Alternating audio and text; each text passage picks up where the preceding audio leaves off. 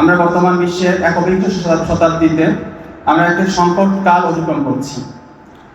এটা হলো একটি যুগ সন্ধিক্ষণ, যে সময়ে মুসলিমরা তাদের হারানো পথ এবং তাদের ভুলে যাওয়া ইতিহাস এবং তাদের হারানো ঐতিহ্য ফিরে পাওয়ার সময়। এই শতাব্দী মুসলমানদের জাগরণের শতাব্দী। মুসলমানরা তাদের যেই সোনালী অতীত ফেলে আসছে, তাদের যে অবিস্মরণীয় বিজয় এবং তাদের যে ইতিহাস এবং তাদের যে শৌর্যবীর্য, সেগুলো ভুলে মুসলিমরা যে দীর্ঘ এক শতাব্দী কাল যাবৎ ঘুমিয়েছিল, একবিংশ শতাব্দী মুসলমানদের সেই ঘুম এবং সেই নিদ ভাঙানোর কাল। এই শতাব্দী হলো মুসলমানদের সকল জাহেলিয়াতের শৃঙ্খল ভেঙে তাদের সেই হারানো বিজয় ইতিহাস এবং তাদের সেই সোনালী অতীত ফিরে আনার সময়। এজন্য আজকের যুগে মুসলমানদের জন্য করণীয় হলো আমাদের পূর্বপুরুষ, আমাদের বীর পুরুষদের ইতিহাস কি ছিল এবং তারা কোন ক্ষমতা বলে, কোন আদর্শিক চেতনায় তারা উজ্জীবিত হয়ে তারা পুরা বিশ্বকে পদায়িত করেছিলেন এবং মুসলমান এবং ইসলামের শান শৌকত এবং সম্মান এবং ইজ্জতকে পুরা পৃথিবীতে উড্ডীন করেছিলেন এবং বিজয় করেছিলেন। বর্তমান সময়ে পুরা মুসলিম উম্মাহ এমন কিছু ভুল, এমন কিছু জাহিলিয়াত, এমন কিছু মতাদর্শের মধ্যে ডুবে আছে, যেই ভুল এবং মতাদর্শগুলো মুসলমানদেরকে জাগতে দিচ্ছে না এবং তাদেরকে সেই বিজয়ের পথে তাদেরকে পরিচালিত করতে পারছে না।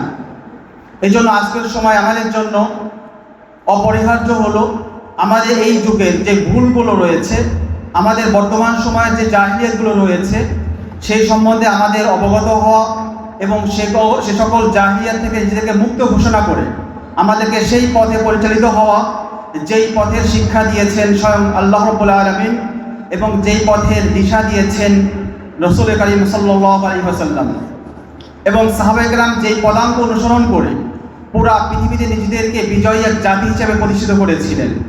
আমরা সবাই সেই পদাঙ্ক অনুসরণ করতে চাই তো? আল্লাহ তাআলা আমাদেরকে তৌফিক দান করুন। আজকের সময় আমরা এক আধুনিক জাহিলিয়াতের মুখোমুখি।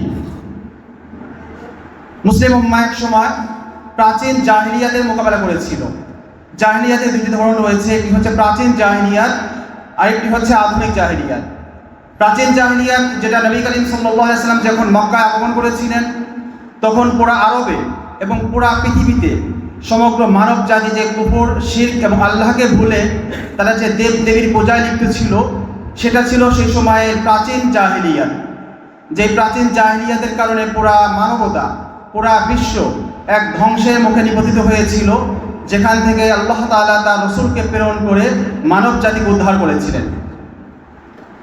যুগের পরিক্রমায় এবং শতাব্দী কাল পার হওয়ার পর আজকে একবিংশ শতাব্দীতে এসে মুসলমানদের মাঝে সেই প্রাচীন জাহিলিয়াত তো নেই, কিন্তু পশ্চিমা বিশ্ব এবং কুফফার গোষ্ঠীর ষড়যন্ত্রের কারণে মুসলমানদের মধ্যে এমন কিছু জাহিলিয়াত প্রবেশ করেছে যাকে আমরা আধুনিক জাহিলিয়াত বলে চিহ্নিত করি।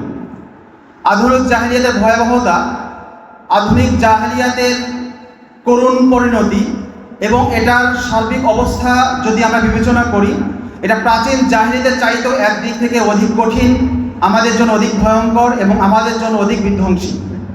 তার দুটি কারণ রয়েছে। এক নম্বর কারণ হলো প্রাচীন জাহিলিয়াত।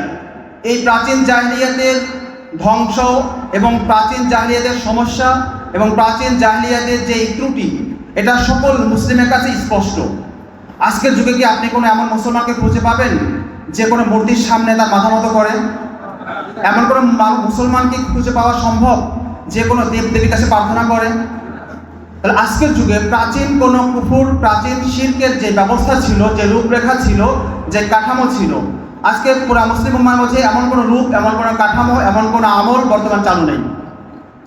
কিন্তু যদি আমরা গভীর দৃষ্টিতে তাকাই, বর্তমান 2 বিলিয়ন মুসলিম, 200 কোটি মুসলিম বা 200 কোটি প্লাস মুসলিম, তাদের মধ্যে আধুনিক জাহিলিয়াত এত বেশি প্রচার প্রসার এবং ব্যাপ্তি লাভ করেছে, যদি আপনি পার্সেন্ট হিসাব করেন, শতকরা প্রায় 99% প্লাস মুসলমান এই সকল আধুনিক জাহিলিয়াতে আক্রান্ত। আর আধুনিক জাহিলিয়াতগুলো কেমন? আধুনিক জাহিলিয়াতগুলো এগুলো হচ্ছে ঘুণে পোকার ন্যায়। ঘুনে পোকা এগুলো কাঠ এবং খুঁটিগুলোকে তার বাহ্যিক আবরণটা ঠিক রাখে, তার কিন্তু ভিতরটা পোকলা করে দেয়। এবং যে কোনো একটা টোকার মাধ্যমেই, যে কোনো একটা আঘাতেই এই খুঁটি এবং এই দেওয়াল এবং এই কাঠ ঝরঝর করে ভেঙে পড়ে। বর্তমান মুসলমানরা জাহিলিয়াতের কারণে তাদের ঈমান এবং তাদের ইসলামের অবস্থা হয়েছে এই ঘুণে ধরা খুঁটির ন্যায়। তাদের উপরের বাহ্যিক আবরণ তো ইসলাম, বাহ্যিক অবস্থা তো ঈমান, কিন্তু ভিতরের জাহিলিয়াত এবং নিফাকের কারণে তাদের ঈমান এবং ইসলামগুলো শেষ হয়ে গিয়েছে, তাদের ঈমান এবং ইসলামটা নষ্ট হয়ে গিয়েছে। সেই আধুনিক জাহিলিয়াতের সম্বন্ধে, সেই আধুনিক জাহিলিয়াতের পরিচয় আমাদের জানা দরকার আছে কিনা? আজকে আমরা সংক্ষিপ্ত পরিসরে আমরা 5টি জাহিলিয়াত ইনশাআল্লাহ আলোচনা করার চেষ্টা করব ইনশাআল্লাহুল আজিজ। প্রথম নম্বর জাহিলিয়াত, আজকের যুগে একবিংশ শতাব্দীর সবচেয়ে ভয়ঙ্কর এবং মুসলমানদের জন্য সবচেয়ে ক্ষতিকর জাহিলিয়াতের নাম হচ্ছে সেকুলারিজম। সবচেয়ে ভয়ঙ্কর, সবচেয়ে ক্ষতিকর এবং সবচেয়ে বিধ্বংসী সেকুলারিজম, যেটাকে আমরা বাংলায় বলি ধর্মনিরপেক্ষতাবাদ। ধর্মনিরপেক্ষতাবাদ মুসলমানদের ঈমান, মুসলমানদের ইসলাম, তাদের বাহ্যিক ইসলাম এবং ঈমানকে ঠিক রেখে তাদের ভিতরে ঈমান, তাদের ভিতরে ইসলামকে পুরোপুরি ধ্বংস করে দিয়েছে।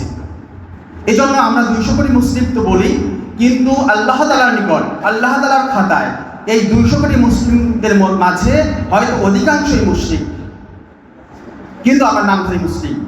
এই জন্যই আমরা বলি যে 200 কোটি মুসলিম থাকা সত্ত্বেও মুসলমানদের কেন বিজয় হচ্ছে না, মুসলমানরা পুরো পৃথিবীতে কেন লাঞ্ছিত এবং বঞ্চিত হচ্ছে, এটার জবাব আমরা কোরআনের আয়াত থেকে পেশ করবো ইনশাআল্লাহ।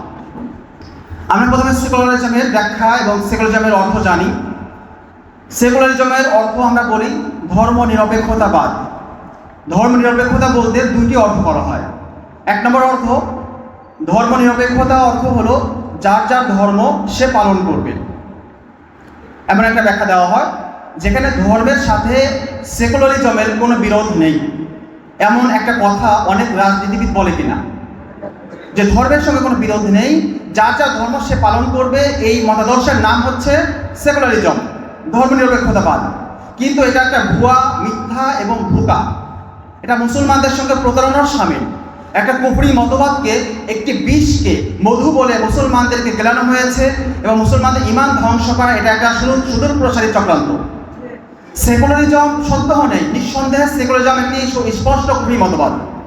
মুসলমান মাত্রই এই আকীদা, এই বিশ্বাস রাখতে হবে সেকুলারিজমের এ টু জেড পুরাটাই কুফরি, পুরাটাই আল্লাহ দ্রোহী, প্রতিটা ইসলাম বিদ্বেষ, ইসলাম দ্রোহী একটি মতবাদ। এটাকে বলা হয় অ্যান্টি ইসলাম। আমরা সেকুলারিজমের ব্যাখ্যা যদি সেকুলারদের প্রণীত অভিধান, সেকুলারদের প্রণীত বই, সেকুলারদের প্রণীত ওয়েবসাইট থেকে যদি আমরা গ্রহণ করি, তাহলে আমরা বুঝতে পারবো যে আমাদের বাংলাদেশ সহ বিভিন্ন মুসলিম কান্ট্রিগুলোতে সেকুলারিজমের যে ব্যাখ্যা বোঝানো হয়, যেই ব্যাখ্যা দেওয়া হয়, এটা সুস্পষ্ট প্রতারণা।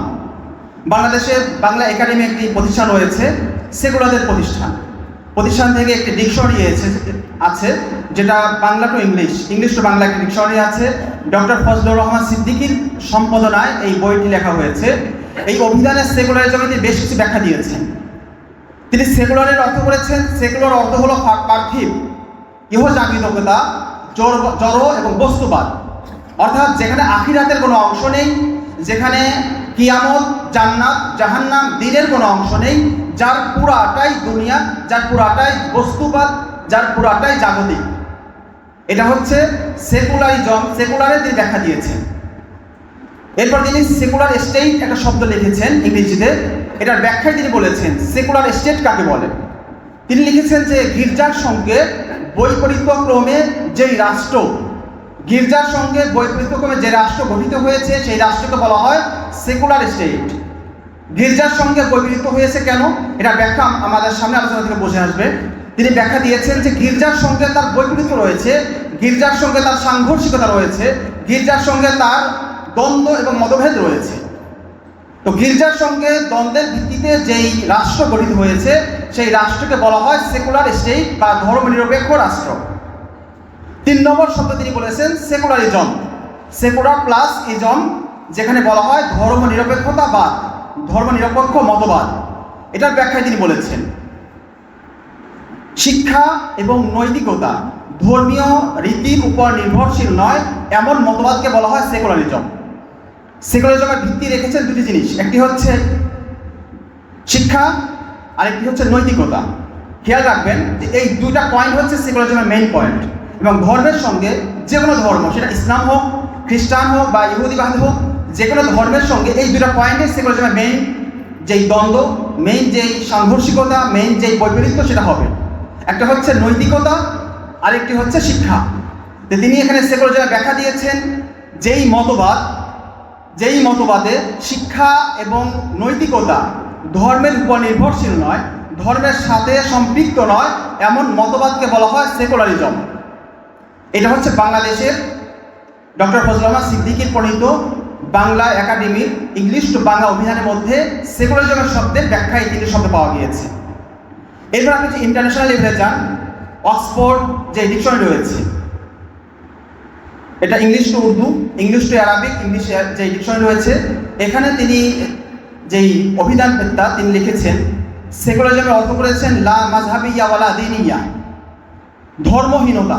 দেখেন, সেকুলাররা কিন্তু এই জায়গার সৎ, পশ্চিমা সেকুলাররা এই জায়গার সৎ যে তাদের কুফরি এবং তাদের ধর্মের সাথে সম্পর্কহীনতা এটা তারা প্রকাশ করতে, এটা স্বীকার করতে কোনো লজ্জা করেনি। কিন্তু বাঙালি মুনাফিক, বাঙালি প্রতারক এবং আমাদের উপমহাদেশের প্রতারক সেকুলাররা তারা মুসলমানদেরকে নিজেদের সেকুলার ধর্মে তাদেরকে আকৃষ্ট করার জন্য, তাদের ইসলামকে ঠিক রেখে, ইসলামের বাহ্যিক আবরণ ঠিক রেখে তাদের সেকুলারিজম ধর্মে তাদেরকে দীক্ষিত করার জন্য তারা এই সেকুলার শব্দের তারা অর্থকে তারা পাল্টে দিয়েছে, বিকৃত করেছে। কিন্তু আপনি ইউরোপিয়ান এই শব্দগুলো যদি আপনি ডিকশনারিতে খোঁজেন, তখন তারা তাদের হক এবং সত্য কথা তারা স্পষ্টভাবে স্বীকার করেছে। তো অক্সফোর্ড ডিকশনারিতে লিখেছে যে সেকুলারিজমের ব্যাখ্যা হলো লা মাযহাবিয়্যা ওয়ালা দীনিয়্যা, ধর্মহীনতা, দিনহীনতা, যেখানে কোনো দিন নেই, কোনো ধর্ম নেই, এমন মতবাদকে বলা হয় সেকুলারিজম। আশ্চর্যের ব্যাপার হলো উইকিপিডিয়া এখানে আরো স্পষ্ট করেছে, আরো ক্লিয়ার করে দিয়েছে, secularism is anti Islam. Secularism শুধুমাত্র ইসলাম বিরোধী। পয়েন্টটা খেয়াল করবেন, ওখানে আমাদের বাংলা ডিকশনারিতে ছিল সেকুলার স্টেটের ব্যাখ্যা করা হয়েছিল গির্জার সঙ্গে বৈকৃত ক্রমে রাষ্ট্র, আর উইকিপিডিয়ার মধ্যে বলা হচ্ছে সেকুলার বলা হয় অ্যান্টি ইসলাম। এখানে অ্যান্টি রিলিজিয়ন বলা হয়নি, ধর্ম বিদ্বেষ বা ধর্ম বিরোধী বলা হয়নি, এখানে একবার স্পষ্ট বলা হয়েছে ইসলাম বিরোধী। এখানে একটা পয়েন্ট খেয়াল করবেন, পার্থক্য কি? পার্থক্য হলো সেকুলারিজমের উৎপত্তি, সেকুলারিজম কোথা থেকে এসেছে, কিভাবে এসেছে, এই ইতিহাস জানা থাকলে গির্জা এবং মসজিদ, ইসলাম এবং পৃথিবীর অন্যান্য ধর্মের সঙ্গে সেকুলার সম্পর্কটা কি, ত্রিমুখী একটা সম্পর্ক রয়েছে। এই সম্পর্কের ভিত্তিতে সেকুলারিজমের মেইন সংঘাতটা এটা মূলত ইসলামের সঙ্গে, কিন্তু শুরুটা হয়েছে মূলত খ্রিস্টবাদের সঙ্গে। 1779 থেকে 1789 পর্যন্ত ফরাসি বিপ্লব গঠিত হয়েছিল। ফরাসি বিপ্লব, যেটা ফ্রান্স এবং ইউরোপের ইংল্যান্ড সহ পুরো ইউরোপের বিভিন্ন প্রান্তিতে যেই একটা বিপ্লব সংঘটিত হয়েছিল, এই বিপ্লবটি ঘটেছিল মূলত পাদ্রীদের বিপরীতে রাষ্ট্র এবং জনগণের সাথে একটা ফাইট, একটা সংঘর্ষ ছিল। ওখানে পাদ্রীর গির্জার যারা পাদ্রী ছিলেন তারা ওই সকল রাষ্ট্রের নাগরিকদের উপর ধর্মের নামে অনেক অধার্মিক এবং জুলুম ভিত্তিক অনেক আইন তারা তৈরি করে দিয়েছিল, এবং তারা অনৈতিকভাবে জনগণের উপর জুলুম করেছিল, যার পরিপ্রেক্ষিতে জনগণ জুলুমে অতিষ্ঠ হয়ে তারা ধর্মকে বাদ দিয়ে তারা আন্দোলন করেছিল যে আমরা এই আইন, এই ধর্ম আমরা মানি না। তখন ইউরোপের রাষ্ট্রপ্রধানরা তারা বলেছিল যে জনগণের পক্ষে, জনগণের স্বার্থ রক্ষায় আমরা আজকে থেকে রাষ্ট্র ব্যবস্থা থেকে ধর্মকে বিদায় দিলাম। লম্বা একটা ইতিহাস। তো 1779 থেকে 89 পর্যন্ত যে ফরাসি বিপ্লব হয়েছিল, এটার ফলাফল 1799 খ্রিস্টাব্দে এবং 1800 খ্রিস্টাব্দে এই আইন পরিণত হয় যে আজকে থেকে আমাদের ইউরোপের সকল রাষ্ট্র ব্যবস্থা থেকে, সকল ধর্মকে, সকল ধর্মীয় আইনকে আজকে থেকে রাষ্ট্র থেকে আলাদা করা হলো। তখন থেকেই পুরা পৃথিবীতে সেকুলারিজমের উৎপত্তি হয়েছে, যে পুরা পৃথিবীতে দুইটি ভাগে বিভক্ত হয়ে গেল, একটি হলো রাষ্ট্র ব্যবস্থা আর একটি হলো ধর্মীয় ব্যবস্থা। তা রাষ্ট্র ব্যবস্থা যে ধর্ম ব্যবস্থা থেকে আলাদা হলো, এই আলাদা হওয়ার পিছনে মেন কারণ ছিল খ্রিস্টবাদের যে প্রবলেম, তাদের সমস্যা, এবং খ্রিস্টান ধর্মে যে পাদ্রী ছিল তাদের জুলুম। তাহলে সেকুলারিজমের উৎপত্তির কারণ ছিল মূলত খ্রিস্টবাদ। সেকুলারিজমের উৎপত্তির মেন কারণ ছিল পাদ্রীদের জুলুম এবং খ্রিস্টবাদের প্রবলেমের কারণে এই সেকুলারিজমের উৎপত্তি হয়, এবং মুসলমানদের মাঝে পরবর্তীতে এই সেকুলারিজমের আস্তে আস্তে এটার প্রভাব এবং এটার আমদানি ঘটে। তো সেকুলারিজম এটা খ্রিস্টানদের মধ্যে এটার উৎপত্তি হয়েছে, আর মুসলমানদের মধ্যে এসেছে তারও শতাব্দীকাল পরে। সেকুলারিজম খ্রিস্টানদের মধ্যে এসেছিল, তার কারণ বলেছি আমরা, গির্জার সঙ্গে রাষ্ট্রের একটা সংঘাত তৈরি হয়েছিল। এই ঘটনা থেকে আমাদের বাংলাদেশের অনেক অভিধানবেত্তা এবং সেকুলার তারা বলেছে যে সেকুলারিজম গির্জার কারণে এসেছে, গির্জার সাথে বৈপরীত্য ক্রমে এই মতবাদ, এই কুফরি মতবাদের জন্ম হয়েছে। কিন্তু আজকের যুগে সেকুলারিজম শুধুমাত্র ইসলাম ছাড়া বাকি সকল মতবাদ, বাকি সকল ধর্ম, বাকি সকল মাযহাব সব কিছুকে তার আপন বানিয়ে নিয়েছে, শুধু ইসলামকে সে আপন বানাতে পারেনি। কারণ ইসলাম হলো এমন একটি দিন, যেই দিন হলো শাশ্বত দিন, যেই দিন হলো স্থায়ী দিন, এবং যেই দিন রাসূল কারীম সাল্লাল্লাহু আলাইহি ওয়াসাল্লামের আগমন থেকে শুরু করে কিয়ামতের আগ পর্যন্ত, ঈসা আলাইহিস সালামের আসার আগ পর্যন্ত এই দিন একেবারে অবিকৃত থাকবে, এবং এটার মধ্যে কোনো পরিবর্তন ছাড়া, কোনো ধরনের হস্তক্ষেপ ছাড়া, কোনো ধরনের বাস বিচার ছাড়া এটা হুবহু যেভাবে আল্লাহ তাআলা নাজিল করেছেন সেইভাবেই এই ইসলাম প্রতিষ্ঠিত থাকবে। এই জায়গায় সেকুলারিজম এখানে ব্যর্থ হয়েছে, এবং ইসলামের সামনে তার সংঘাত এবং তার দ্বন্দ্বের জায়গাটা ক্লিয়ার হয়ে গিয়েছে।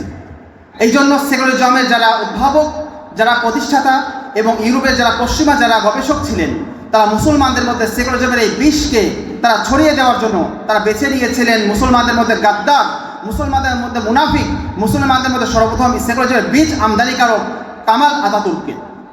কামাল আতাতুর্ক 1919 সাল থেকে 1938 সাল পর্যন্ত, 1923 সাল থেকে 1938 সাল পর্যন্ত প্রায় 15 বছর, এই 14-15 বছরের মধ্যে সে মুসলমানদের মধ্যে সেকুলারিজমের এই বিষ, সেকুলারিজমের এই কুফর, সেকুলারিজমের এই ঈমান বিধ্বংসী কারণ সে মুসলমানদের মধ্যে আস্তে আস্তে সে প্রচার এবং প্রসার এবং এটার সে উৎপত্তি ঘটায়, এটার আমদানি করে।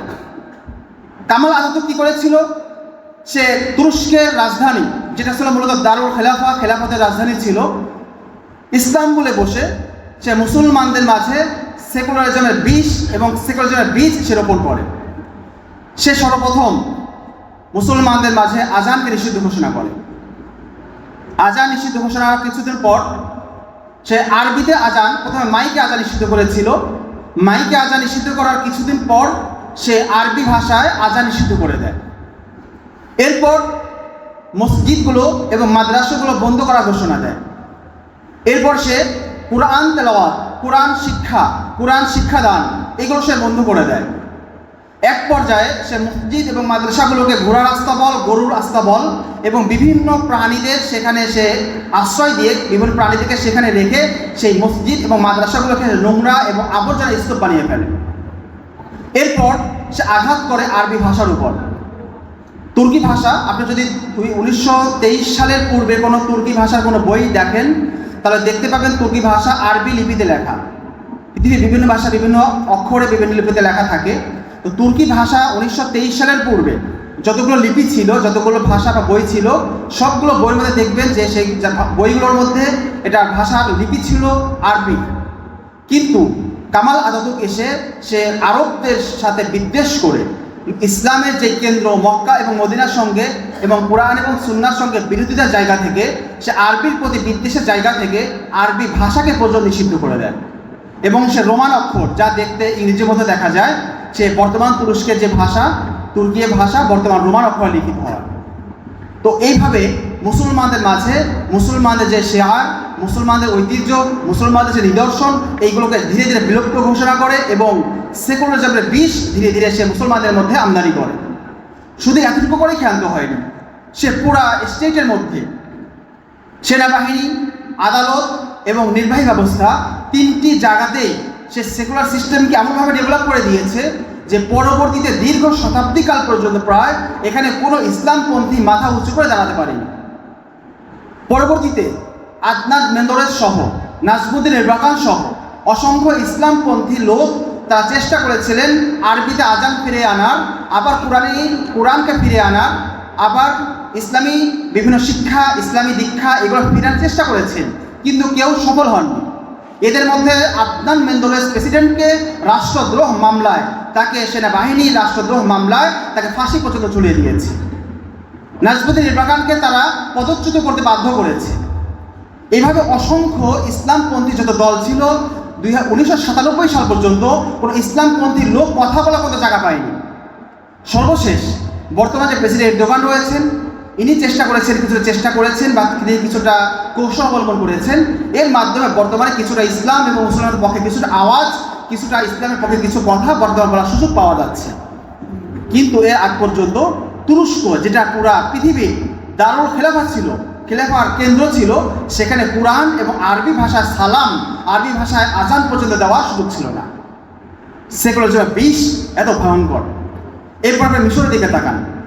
মিশর এটাও 1900 সাল শুরু থেকে নিয়ে 2011 সাল পর্যন্ত, 2012 সাল পর্যন্ত, শতাব্দী কালের বেশি সময় পর্যন্ত সেকুলারিজমের বিষ এত বেশি এটার মধ্যে গেড়েছিল, ইসলামপন্থীরা মাথা উঁচু করে কথা বলার কোনো সুযোগই পায়নি। যখনই কথা বলেছে সেখানে অ্যাটাক করেছে, সেখানে শুট করেছে। শাইখ হাসান আল বান্না থেকে শুরু করে, সৈয়দ কুতুব থেকে শুরু করে পরবর্তী অসংখ্য ইসলামপন্থী নেতা যারা ছিল তাদের সবাইকে শহীদ করে দেওয়া হয়েছে।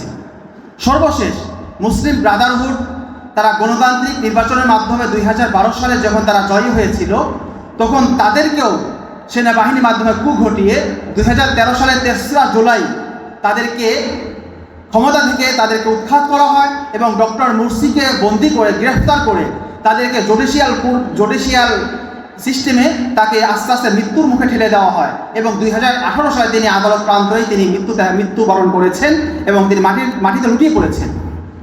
ডক্টর মুরসি তার অপরাধ কী ছিল? তিনি প্রেসিডেন্ট হওয়ার পরে তিনি কোরআন হাতে নিয়ে একটা ভাষণে বলেছিলেন, দুস্তুরুল কোরআন, আমাদের সংবিধান হবে কোরআন। শুধু এই কথাটুকু সহ্য করা, হজম করার মতো ক্ষমতা সেকুলারিজমের নেই।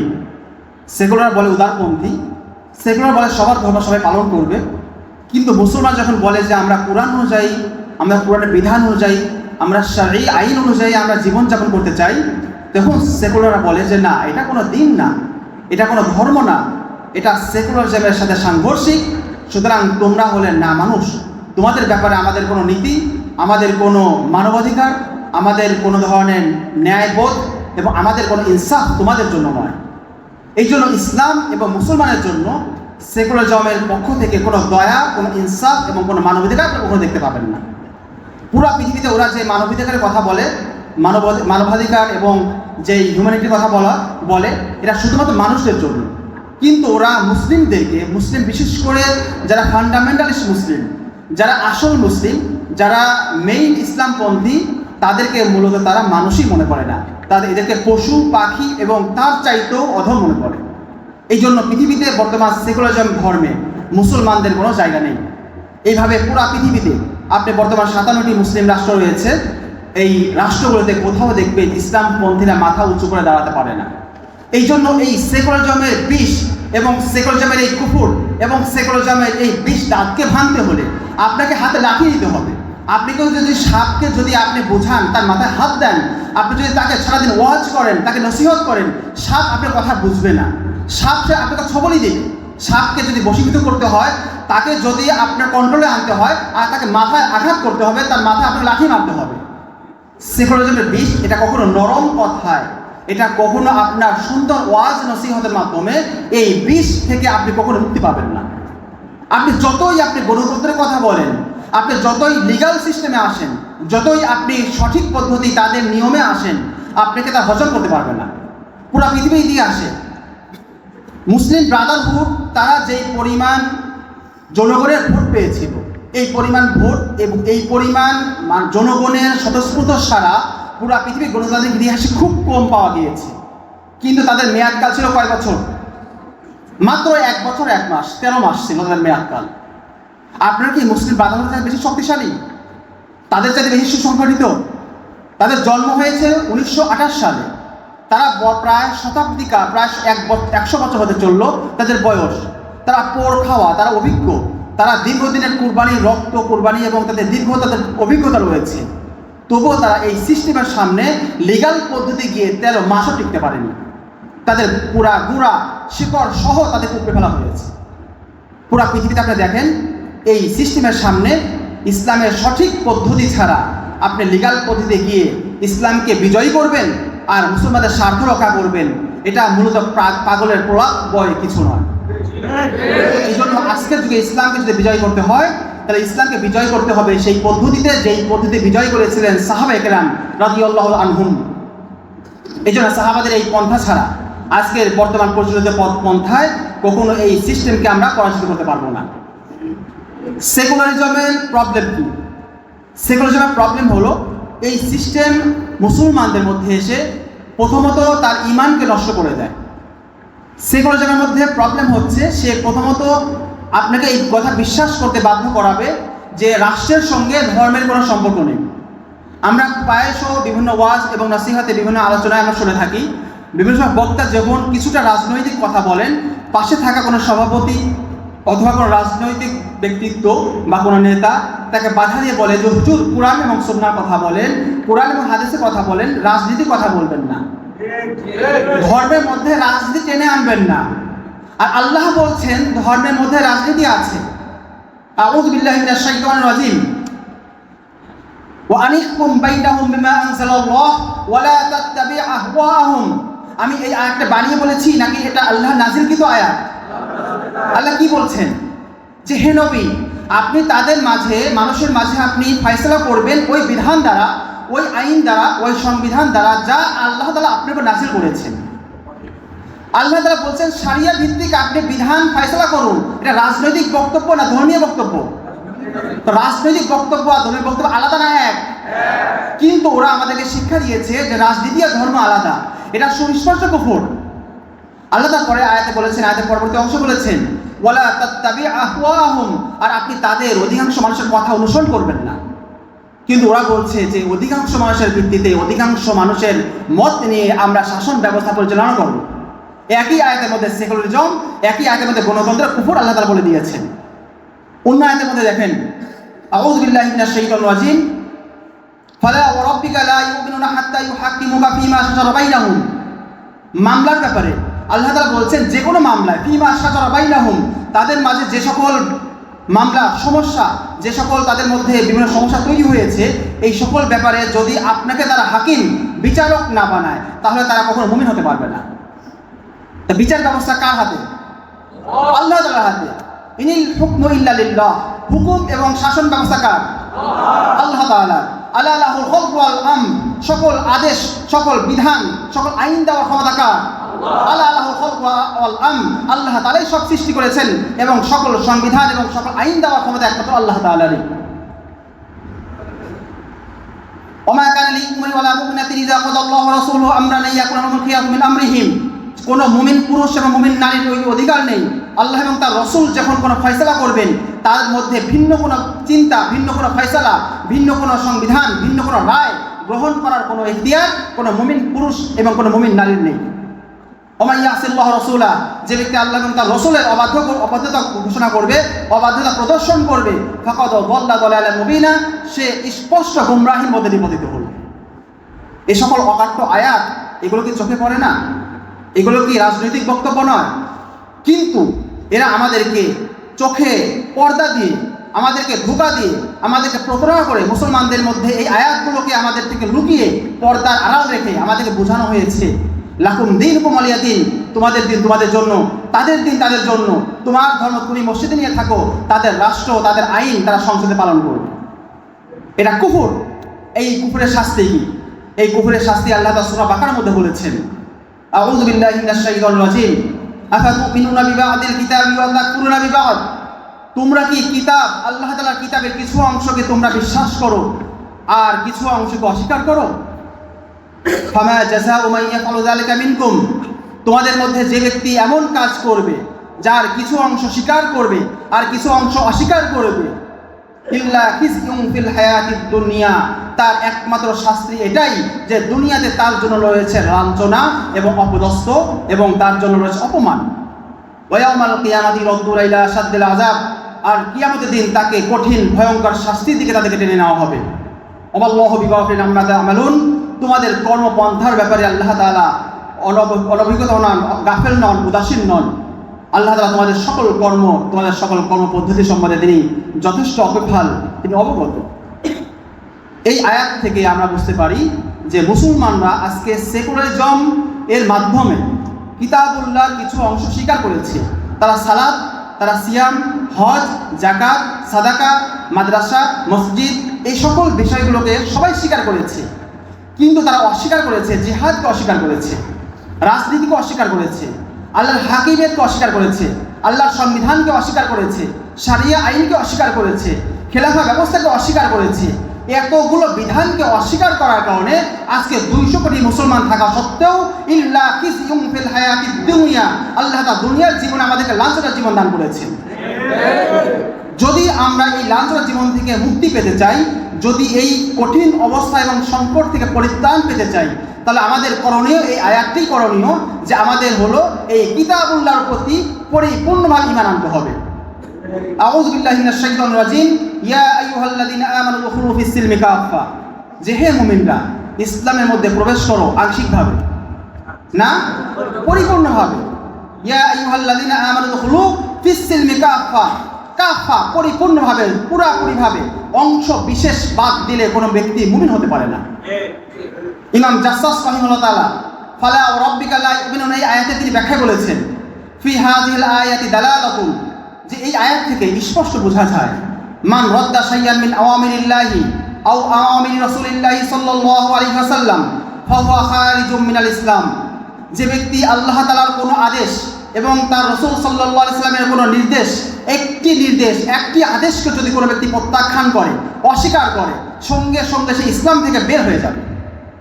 এটা ব্যাখ্যায় তিনি এই আয়াত দিয়ে দলিল দেওয়ার পর তিনি শেষে বলেছেন ওয়াযালিকা ইউজিবু সিহহাতা মা যাহাবা ইলাইহি সাহাবা, এই আয়াত থেকে স্পষ্ট বোঝা যায় সাহাবায়ে কেরাম যেই সিদ্ধান্ত দিয়েছিলেন, সাহাবায়ে কেরাম যেই সবাই একমত হয়েছিলেন যে মিন হুকমিহিম, যে তারা সিদ্ধান্ত দিয়েছিলেন বিইরতিদাদি মান ইমতানা মিন আদাইজ যাকাত। সাহাবায়ে কেরামের যুগে আবু বকর রাদিয়াল্লাহু তাআলা যখন খেলাফতের দায়িত্ব গ্রহণ করেছিলেন, তখন আরবের কিছু লোক যারা নন-মুসলিম ছিল, তাদের মধ্যে কিছু লোক যাকাত দিতে অস্বীকার করেছিল। এই ইতিহাস সবাই আমরা জানি। কিন্তু তারা সালাত আদায় করতো কিনা, তারা হজ করতো কিনা, সাদাকা দিত কিনা, আহলুল কিবলা ছিল, তারা কিবলার দিকে ফিরে নামাজ পড়তো, তারা সালাত আদায় করতো, তারা সাদাকাও দিত, এমনকি তারা হজও করতো, তারা জিহাদও করতো। শুধুমাত্র জাকাতের একটা বিধান কোনো ইতিহাসে পাওয়া যায়, জাকাতকে তারা সরাসরি অস্বীকার করেনি, শুধুমাত্র তারা বলেছিল জাকাতকে আমরা খলিফাকে দেব না, জাকাতটা আমরা নিজে দেব। তখন সাহাবায়ে কেরাম ফয়সালা দিয়েছিলেন বিইরতিদাদি মান ইমতানা আবি আদাইজ যাকাত, যা জাকাত আদায় করতে অস্বীকার করেছে তারা সবাই মুরতাদ। আজকের যুগে আমরা তাকফির করলে সবাই বলে তোমরা খারিজি। সাহাবায়ে কেরাম খারিজি ছিলেন না? এটা মূলত খারিজি ছিল না, এটাই মূলত ইসলাম। আর আজকে যেই সকল বৈশিষ্ট্যের কারণে খারিজি বলা হয়, এটা মূলত মুরজিয়াবাদ, এটা শিথিলতাবাদ। আবু বকর রাদিয়াল্লাহু তাআলা নরম দিল ছিলেন, আরহামু উম্মতি বি উম্মতি আবু বকর, আমরা প্রতি খুতবায় শুনি। কিন্তু দিনের ব্যাপারে তিনি ছিলেন ওমর রাদিয়াল্লাহু তাআলা চাইতে বেশি কঠোর। যখন এই ইরতিদাদের ফিতনা, যখন যাকাত অস্বীকারের ফিতনা শুরু হয়েছিল, তখন আবু বকর রাদিয়াল্লাহু তাআলা আনহু তিনি এদের বিরুদ্ধে যখন যুদ্ধ ঘোষণা করলেন, তখন ওমর রাদিয়াল্লাহু তাআলা বললেন যে হে আবু বকর, আপনি তাদের বিরুদ্ধে কিভাবে যুদ্ধ ঘোষণা করছেন? তারা তো সালাত আদায় করে, তারা তো লা ইলাহা ইল্লাল্লাহ পাঠ করেছে। রাসূলুল্লাহ সাল্লাল্লাহু আলাইহি ওয়াসাল্লাম একটা হাদিস রয়েছে, আল্লাহ রাসূল সাল্লাল্লাহু আলাইহি ওয়াসাল্লাম ইরশাদ করেছেন উমিরতু আন উকাতিলান নাস, আমাকে মানুষের সঙ্গে যুদ্ধ করতে আদেশ দেওয়া হয়েছে, হাত্তা ইয়াশহাদু আল্লা ইলাহা ইল্লাল্লাহ, যতক্ষণ না তারা এই সাক্ষ্য দেয় যে আল্লাহ ছাড়া কোনো মাবুদ নাই, আল্লাহ ছাড়া কোনো বিচারক নাই, আল্লাহ ছাড়া কোনো হাকিম নাই। এই শাহাদা পাঠ করলে সে তো আপনার হাত থেকে এবং আপনার তলোয়ার থেকে, আপনার ধরপাকড় থেকে তা নিরাপদ হয়ে যাবে। এরা তো লা ইলাহা ইল্লাল্লাহ পাঠ করেছে, আপনি তাদের বিরুদ্ধে কিভাবে যুদ্ধ ঘোষণা করেন? তখন আবু বকর রাদিয়াল্লাহু তাআলা দীপ্ত কণ্ঠে ঘোষণা করেছিলেন ইন্নী লা উকাতিলান্না মান ফাররাকা বাইনা সলাতি ওয়াজ যাকাত, যে ব্যক্তি নামাজ এবং যাকাতের মাঝে পার্থক্য করবে, যে ব্যক্তি একটা বিধান মানবে আর একটা বিধান অস্বীকার করবে, তাদের বিরুদ্ধে আমি অবশ্যই লড়াই করব। ওই যুগে একটা বিধানের কারণে সাহাবায়ে কেরাম তাদেরকে মুরতাদ ঘোষণা করেছিলেন। প্রশ্ন করতে পারেন মুরতাদ ঘোষণা করলেন কিভাবে বুঝলেন? ইমাম জাসসাস হানাফি মাযহাবের অন্যতম বড় ইমাম, তিনি এই কথার দলিলও দিয়েছেন যে তারা যে মুরতাদ ঘোষণা করেছিলেন সাহাবায়ে কেরাম, তার প্রমাণ হলো যে বিআদাই মানিম তানা আমিন আদাই যাকাত ও সাকি জারারিহিম ওয়া কাতলিহিম, তাদেরকে হত্যা করা হয়েছে এবং তাদের সন্তান এবং স্ত্রীদেরকে যুদ্ধবন্দিনী হিসাবে দাসীবাদী বানানো হয়েছে। মুসলমানদের মেয়েদেরকে, মুসলমানদের স্ত্রীদেরকে দাসীবাদী বানানোর সুযোগ আছে? তাহলে তাদের যে দাসীবাদী বানানো হয়েছিল এবং তাদেরকে হত্যা করা হয়েছিল, এটা কিসের ভিত্তিতে? এই জন্যই যে তারা যাকাতের বিধানকে অস্বীকার করার কারণে তারা কাফের হয়ে গিয়েছিল। তো সাহাবায়ে কেরাম একটা বিধান অস্বীকার করার কারণে তাদেরকে কাফের ঘোষণা দিয়ে তাদের বিরুদ্ধে যুদ্ধ ঘোষণা করেছিলেন। আর আজকে পুরা দিনকে ভেঙে চড়ে আলাদা করে হাজার হাজার লক্ষ লক্ষ দিনকে নষ্ট করা হচ্ছে, অস্বীকার করা হচ্ছে, প্রত্যাখ্যান করা হচ্ছে। শুধু এতটুকুই নয়, আজকের যুগে যারা ইসলামের কথা উঁচু করে, আজকে যারা ইসলামের কথা বলে, আজকে যারা শরিয়ার কথা বলে, তাদেরকে প্রতিহত করা হচ্ছে, তাদেরকে জেল জুলুম এবং নির্যাতন করা হচ্ছে এবং তাদেরকে সমূলে উৎখাত করার চেষ্টা করা হচ্ছে। এটা যদি কুফর না হয় তাহলে পৃথিবীতে কুফর বলতে কোনো জিনিস নেই। এটা সুস্পষ্ট কুফর। তো সকল যুগের সাহাবায়ে কেরাম এবং সকল যুগের ইমাম এবং মুজতাহিদদের ফতোয়াগুলো দেখেন, ইসলামের কোনো বিধানকে যদি কেউ অস্বীকার করে, ইসলামের কোনো বিধানকে যদি কোনো ব্যক্তি প্রত্যাখ্যান করে, সেই ব্যক্তির ঈমান থাকে না। এরা কোরআন থেকে, হাদিস থেকে, সাহাবায়ে কেরাম আমল থেকে এবং যুগে যুগে উলামায়ে কেরাম এবং মুজতাহিদ এবং সকল মুফাসসিরদের থেকে একই বিধান, একই ফতোয়া পাবেন আপনারা। তো আজকের যুগে যারা সেকুলারিজমের কথা বলে, আজকের যুগের যারা বলে রাজনীতির জায়গায় রাজনীতি, দেশের জায়গায় দেশ, ধর্মের জায়গায় ধর্ম, এটা সুস্পষ্ট কুফরি, এটা ঈমান বিধ্বংসী একটি মতবাদ। এমন মতবাদ কোনো মুসলিম লালন করতে পারে না, কোনো মুসলিম কখনো সেকুলার হতে পারে না, আর কোনো সেকুলার কখনো মুসলিম হতে পারে না। এই জন্য সেকুলারিজমের কুফর, সেকুলারিজমের এই প্রবলেম, এটা মুসলমানদের মধ্যে ভালো করে প্রচার করতে হবে, মুসলমানদেরকে ভালো করে জানাতে হবে যে সেকুলারিজমের কুফরের কারণে মুসলমানদের ঈমান নষ্ট হচ্ছে, মুসলমানদের ঈমান আস্তে আস্তে শেষ হয়ে যাচ্ছে। এটার পক্ষে একটা হাদিসের একটা ইঙ্গিত পাওয়া যায়। সহিহ মুসলিম শরীফে একটি হাদিস রয়েছে, নবী করিম সাল্লাল্লাহু আলাইহি ওয়াসাল্লাম ইরশাদ করেছেন, বাদিরু বিল আমাল ফিতানান কাকিতাইল লাইলিল মুসলিম ইসবিহু রাজুলু ফি মুমিনান ওয়া ইমসি কাফিরান ওয়া ইমসি মুমিনান ওয়া ইসবিহু কাফিরান ইয়াবিউ দীনাহু বিআরাদ মিনাদ দুনিয়া। নবী করিম সাল্লাল্লাহু আলাইহি ওয়াসাল্লাম ইরশাদ করেছেন যে তোমরা অন্ধকার রাতের ফিতনা আসার পূর্বেই তোমরা আমলের দিকে ধাবিত হও, তোমরা নিজেদের ঈমান এবং আমলকে সংশোধন করে নাও, ঈমান এবং আমলকে ঠিক করে নাও। কেন? এমন এক সময় আসছে যখন মানুষ দলে দলে, সবাই সকালে মুমিন থাকবে আর বিকালে দলে দলে কাফের হয়ে যাবে, কিংবা বিকালে মুমিন থাকবে সকালে দলে দলে কাফের হয়ে যাবে। আচ্ছা বলেন, এমন কোনো যুগ গত হয়েছে কিনা বা সামনে আসার সম্ভাবনা আছে কিনা একসাথে সবাই বলবে যে আজকে আমরা লা ইলাহা ইল্লাল্লাহ পড়ছি, আজকে বিকালে আমরা সবাই লা ইলাহা ইল্লাল্লাহকে অস্বীকার করে আমরা আজকে থেকে ইসলামকে অস্বীকার করব? এমন কোনো মোমেন্ট, এমন কোনো মুহূর্ত পূর্বে গত হয়েছে, এটাকে সামনে আসতে পারে এমন বিশ্বাস হয়? এটা কখনো হবে না। এমনকি দাজ্জাল আসলেও কোনো মুসলমান সরাসরি বলবে না যে দাজ্জালকে আমি আল্লাহকে অস্বীকার করলাম আর দাজ্জালকে রদ মারলাম, এটা ডিরেক্ট হবে না। এটার মধ্যে কৌশল থাকবে, এমন সূক্ষ্ম ধোঁকা থাকবে, এমন সূক্ষ্ম ষড়যন্ত্র থাকবে, যার কারণে সে বুঝতেও পারবে না সে দাজ্জাল এবং তার ঈমান ধ্বংস হয়ে যাচ্ছে। এই জন্য আল্লাহকে অস্বীকার করার অনেক ধরন রয়েছে। একটা ধরন হলো কুফরে সরিহ, স্পষ্ট কুফর। স্পষ্ট কুফরের পরিমাণ, স্পষ্ট কুফরের যেই ধরন, এটার যে উদাহরণ, এটার দৃষ্টান্ত খুব কম পাওয়া যায়। কিন্তু বেশি কুফর হয় যে কুফরগুলো মানুষ বুঝতে পারে না, কিন্তু তার ঈমান ভিতর থেকে শেষ হয়ে যায়, ঈমান তার ভিতর থেকে নষ্ট হয়ে যায়, এইরকম কুফরই বেশি। তো এই সকল হাদিস থেকে বোঝা যায় শেষ সময় এমন একটা সময় আসবে যে সময় মানুষ দলে দলে ঈমান নষ্ট হয়ে যাবে এবং সকাল এবং বিকাল মানুষ ঈমান থেকে বের হয়ে যাবে। কেন বের হবে? ইয়াবিউ দীনাহু বিআরাদিন মিনাদ দুনিয়া, দুনিয়ার সামান্য সম্পদের লোভে তার দিনকে সে বিক্রি করে দেবে। দুনিয়ার রাজনীতির মধ্যে গেলে সে দুনিয়া পাবে, কিছু ক্ষমতা পাবে, কিছু তার পাওয়ার পাবে, সে কিছু অর্থ পাবে, কিছু সম্মান পাবে।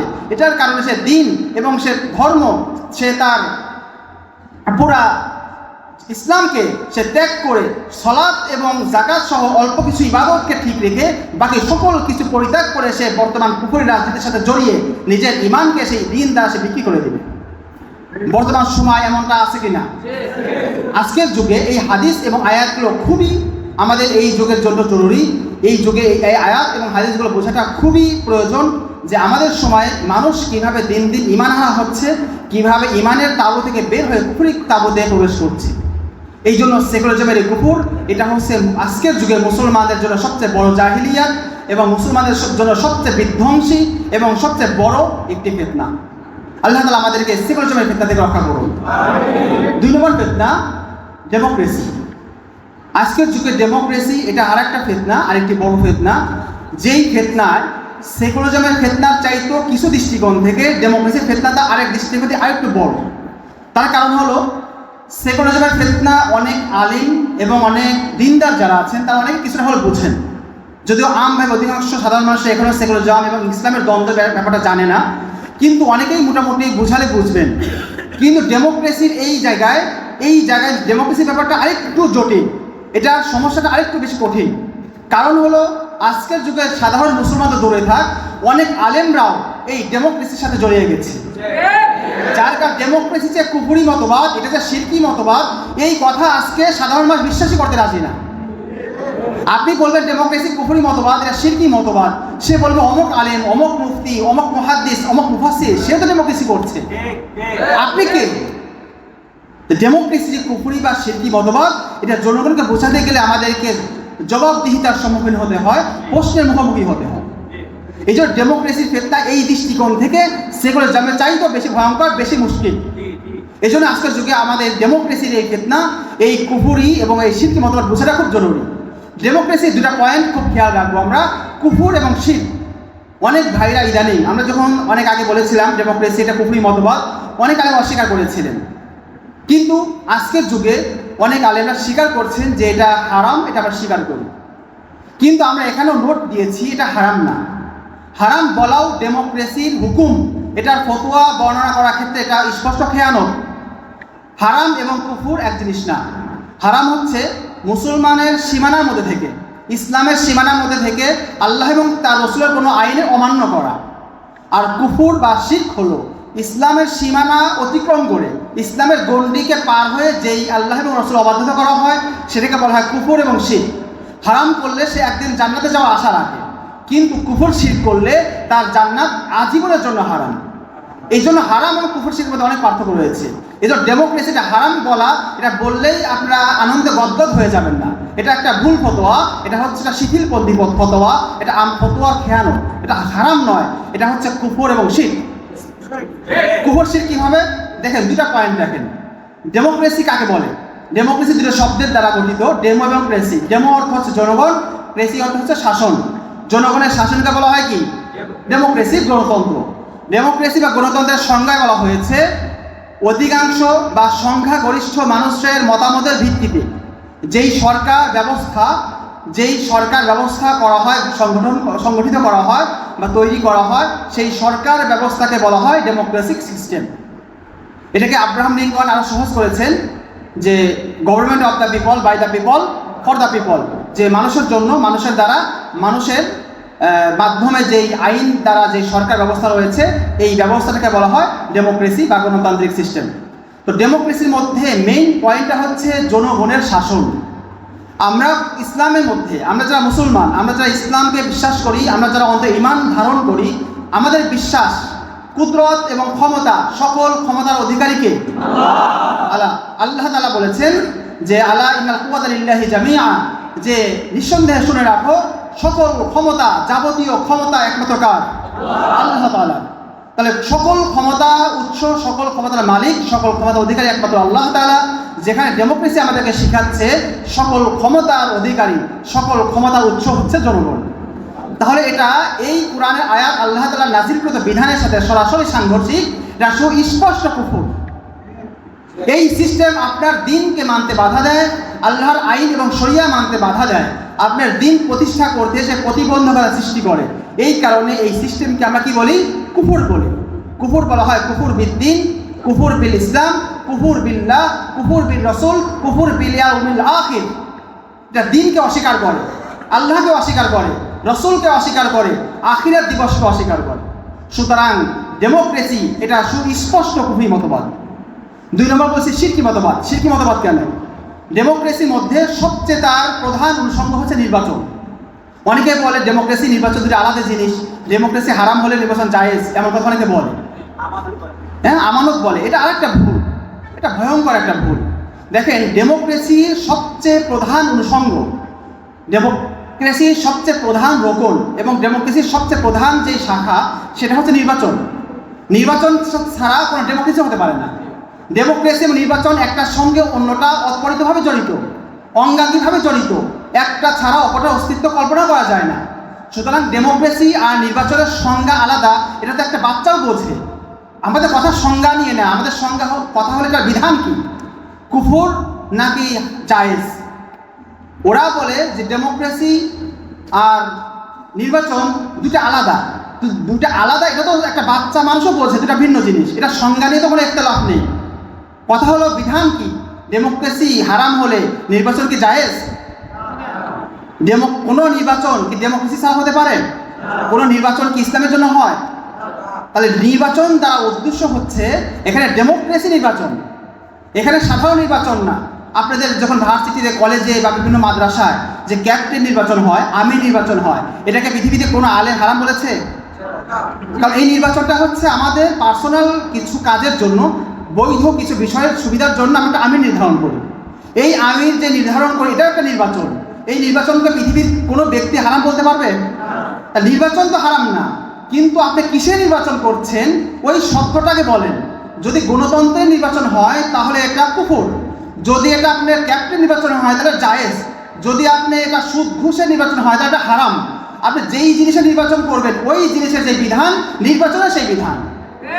আপনি পরবর্তী শব্দ লুকিয়ে শুধু নির্বাচন শব্দকে হাইলাইট করে নির্বাচনকে গণতন্ত্রের সংজ্ঞা ভিন্ন করে মানুষকে ধোঁকা দিচ্ছেন, প্রতারণা করছেন, এটা সঠিক না।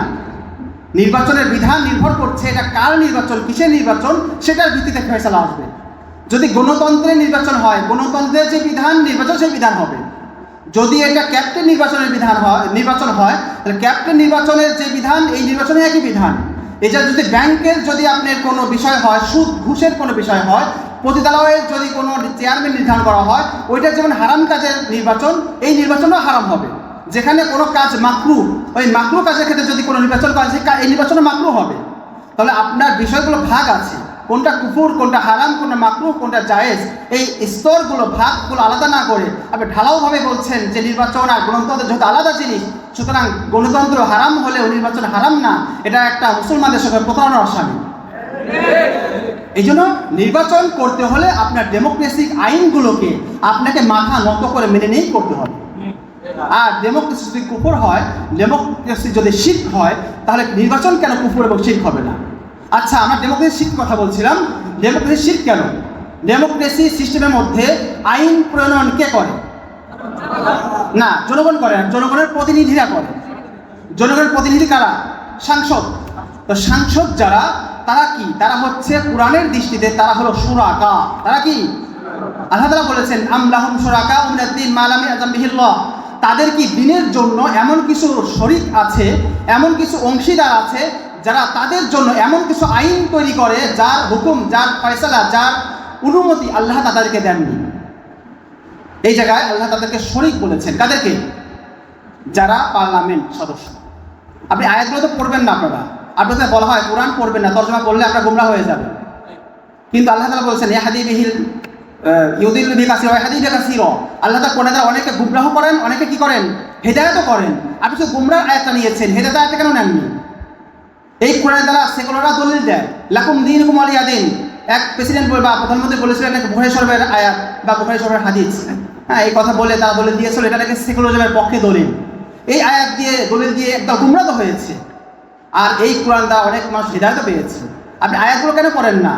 কোরআনে বলছে যে আমলাহুম শুরাকা মিনাদ-দীন, দ্বীনের ব্যাপারে, তাদের ধর্মের ব্যাপারে, তাদের জীবন ব্যবস্থার ব্যাপারে মানুষের কিছু শরীক আছে কি না, যেই শরীকগুলো যে শারাউ লাহুম মিনাদ-দীন মা লাম ইয়াযিন বিহিল্লাহ, তারা তাদের ধর্মের মধ্যে এমন অনেক আইন, এমন অনেক নিয়ম তারা প্রণয়ন করেছে যেটার হুকুম, যেটার অনুমতি, যেটার নির্দেশ, যেটার সুযোগ আল্লাহ তাদের জন্য রাখেননি। তাহলে এই আয়াতের মধ্যে আল্লাহ তাআলা পার্লামেন্ট সদস্যদেরকে কি সাব্যস্ত করেছেন? শুরাকা, শরীক। তাহলে শরীক মানেই হলো কি? যে শিরক করে, আল্লাহ তাআলার সঙ্গে যে শরীক করে। তাহলে এই সিস্টেম আপনাকে কি করছে? শিরকের দিকে উদ্বুদ্ধ করছে, শিরকের কাজে আপনাকে জড়িত করছে এবং শিরকের দিকে আপনাকে নিয়ে যাচ্ছে। কিন্তু আপনাকে বলা হচ্ছে আমরা ইসলাম প্রতিষ্ঠা করছি। আল্লাহর দ্বীনের মধ্যে এমন কোনো সিস্টেম নেই যেখানে কুফর এবং শিরকের মাধ্যমে দ্বীন প্রতিষ্ঠা করতে হয়। আল্লাহর দ্বীন এমন অসহায় নয়, আল্লাহর দ্বীন এত আনকমপ্লিটেড নয় যেই দ্বীনের জন্য কুফর এবং শিরকের আশ্রয় নিতে হয়। আল্লাহর দ্বীন এত অসহায় নয়, আল্লাহর দ্বীন এত দুর্বল নয় যেটার জন্য কাফেরদের কাছে ধর্ণা দিতে হয়। এই জুলুম, এই নির্যাতন, এটা তো বেলাল, খুবাইব, খাব্বাবের কাছেও ছিল। এটা তো আম্মার ইবনে ইয়াসার, সুমাইয়া রাদিয়াল্লাহু তাআলা আনহার জন্যও ছিল। ওনাদের জন্য কি কুফর শিরক জায়েজ হয়ে গিয়েছিল? রাসূলুল্লাহ কারীম সাল্লাল্লাহু আলাইহি ওয়াসাল্লামের কাছে কুফর এবং শিরকের সঙ্গে সমন্বয় করার প্রস্তাব এসেছিল কিনা? আপনি কিছু আমাদের ইবাদত করবেন, আমরা আপনার কিছু ইবাদত করব। আপনি আমাদের কিছু মেনে নেবেন, আমরা আপনার কিছু মেনে নেব, এমন প্রস্তাব এসেছিল কিনা? আল্লাহর পক্ষ থেকে স্পষ্ট আয়াত নাযিল হয়েছে, কুল ইয়া আইয়ুহাল কাফিরুন, যে হে নবী আপনি বলে দিন, হে কাফের সম্প্রদায়, লা আ'বুদু মা তা'বুদুন, তোমরা যার ইবাদত করো, যার উপাসনা করো, আমি তার ইবাদত, তার উপাসনা করি না। আজকের যুগের ইবাদত মানে কি মূর্তি পূজা করা? আজকের যুগের পূজা হলো এই সেকুলারিজম, এই ডেমোক্রেসি, এই ন্যাশনালিজম, এইগুলো বিশ্বাস করা, এইগুলো আপনার জীবনকে আপনার ইসলাম থেকে সরিয়ে আর এইগুলোকে আপনার লাইফে আপনার জীবনে সেট করে আকীদা হিসেবে গ্রহণ করা, এটাই হলো আজকের যুগে পূজা। এই পূজার মাধ্যমেই অসংখ্য মুসলমান তাদের ঈমান এবং ইসলামকে নষ্ট করছে। এই জন্য ডেমোক্রেসি এটা হলো সুস্পষ্ট কুফরি এবং সুস্পষ্ট শিরকি একটি মতবাদ।